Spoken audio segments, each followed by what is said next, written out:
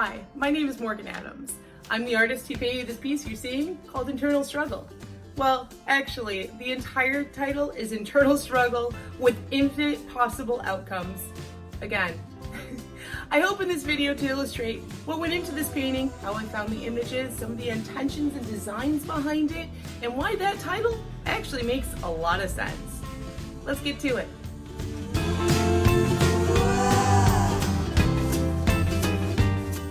Now, if you're anything like me, one of the first things you may be asking yourself is how on earth did I ever get an image like this? Well, it turns out, the internet. I met an amazingly talented photographer off of Pexels, which is a free internet website where photographers can upload their images and other artists and or advertising agencies can use them. Well, when I saw this, I knew it was something very special, even though it had some of its problems. See, the artists who do this use Photoshop, so part of these birds are actually missing. That's okay. Again, I went and did my own research and filled in the missing pieces, like this wing here, that was missing from the original image. The thing that struck me most was this beautiful balance when I first saw it. There just seemed to be such a beautiful ballet taking place within this chaotic scene, and I saw something truly beautiful in that. And I wanted to see if I could really make other people feel the same way. So I took a deeper look. Was based a lot of it off of James Gleick's Chaos. Now, if you're unfamiliar with chaos theory, as most people are, you may recognize it by its alternative name, the butterfly effect. Here, it's pretty easy to see the butterfly effect, or the Lorenz attractor in Angry Birds. It illustrates how the butterfly effect can happen. It's basically an infinitum within a finite space. And I wanted to create that in a painting. The next thing that I had to consider when creating this image was the kind of influence that I wanted to have in the birds.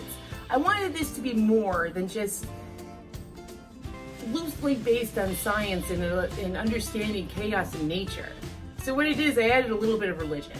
And the way that I did that is by using references in old paintings.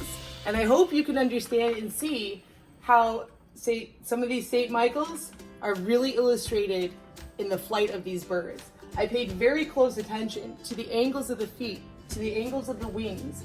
I tweaked where I could to try and bring out some of these more nuanced effects.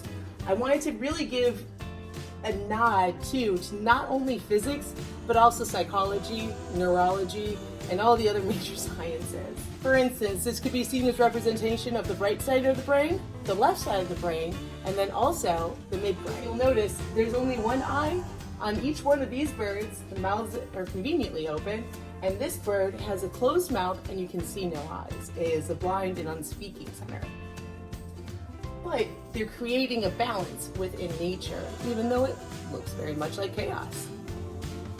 Another technique that I used was playing with light. So, for instance, if you'll notice, some of the clouds back here they look kind of fractally. And again, this is a nod to James Gleick Chaos, in that it's kind of a repeating pattern like you'd see in turbulence and in clouds. And that's actually what first sparked the Lorenz attractor, was an interest in that.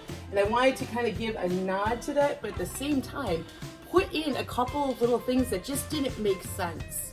I wanted to kind of trick the viewer into seeing that, yes, these birds are creating their own environment and their own chaos, but it's also a self-replicating pattern.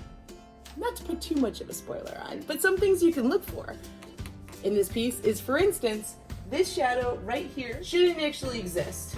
Unless there's a cloud up here, which I tried to make sure that there wasn't anything, this shadow actually is a play off of this bird and this bird's wing. And so I intentionally put a shadow in here to kind of give it, first of all, a little bit more of a focal point, but then also anybody who studies light and atmosphere would know that I was playing with them.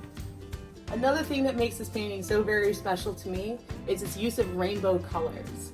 Now, I try and push my colors so that you can use a pair of 3D glasses and it has a reaction to it. Now, I'm not the only artist that does it. Well, maybe consciously I am. In any case, you'll notice in a lot of my wings here, in all of my wings, I created a new color palette. And the reason why I did so subtly too. I didn't want it to be overbearing, over colorful, or over rainbowed.